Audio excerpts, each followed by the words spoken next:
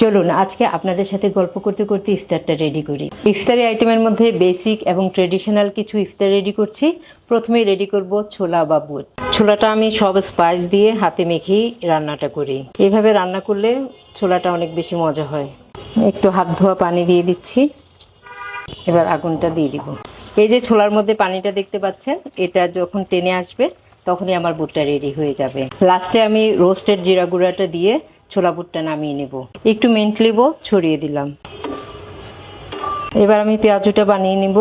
এজন্য আমি একটু লবণ দিয়ে মাখিয়ে নিচ্ছি। পেঁয়াজুর ডালটাকে আমি একদম মিহি না করে একটু আড়া আড়া করে ব্লেন্ড করে নিই, যার ফলে এটা লং টাইম ক্রিস্পি থাকে।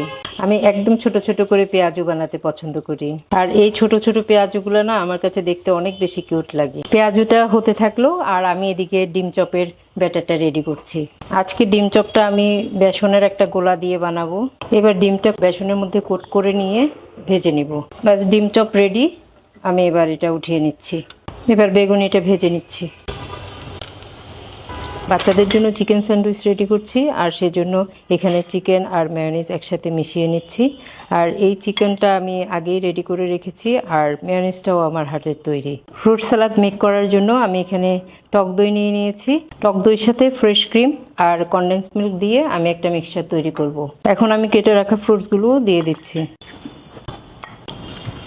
একটা কালারফুল ফ্রুট সালাদ রেডি করে ফেললাম। আজকের ইফতারে আমি যেসব আইটেমগুলো রেডি করেছি সেগুলো সবগুলো আমি টেবিলে সাজিয়ে নিয়েছি। এবার আসি ইফতারের মেইন পার্টে, ড্রিঙ্কস বানাতে। আর যেহেতু হাতে খুব কম সময় আছে, সেজন্য আমি ঝটপট একটা রিফ্রেশিং ড্রিঙ্কস বানাবো। ইফতারে একটু ভাজা পোড়া বেশি খাওয়া হয়, তখন যদি একটু মিন্টি ফ্রেশ কিছু হয় তখন খুব ভালো লাগে। সো প্রথমে আমি গ্লাসে বেশ কিছু আইস কিউব নিয়ে নিলাম, দেন দিয়ে দিলাম কয়েকটা লেমন স্লাইস।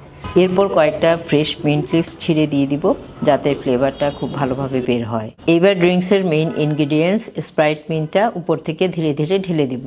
ঢালার সময় স্প্রাইট মিন্টের যে ফিজটা ক্রিয়েট হচ্ছে ওটা দেখতেই কিন্তু অনেক বেশি স্যাটিসফাইং লাগছে আর রিফ্রেশিং একটা ফিল দিচ্ছে। ব্যাস, রেডি করে ফেললাম আমার রিফ্রেশিং ড্রিঙ্ক। মিন্ট আর লেমনের ফ্লেভারটা এই ইফতারের হেভি আইটেমের সাথে খুব ভালো যায়। একটা ক্লিন ফ্রেশ আফটার ফিল থাকে। সো সব কিছু রেডি হয়ে গেল। এবার আমি সবাইকে নিয়ে ইফতার করতে বসবো। আর আসলে ফ্যামিলির মধ্যে এই ছোট ছোট মোমেন্টগুলোই রমাদানে খুব স্পেশাল হয়ে থাকে। আর এই রোজায় সবাই দোয়া করবা আমার জন্য, আমিও সবার জন্য দোয়া করছি। আজ এই পর্যন্ত। আল্লাহ হাফেজ।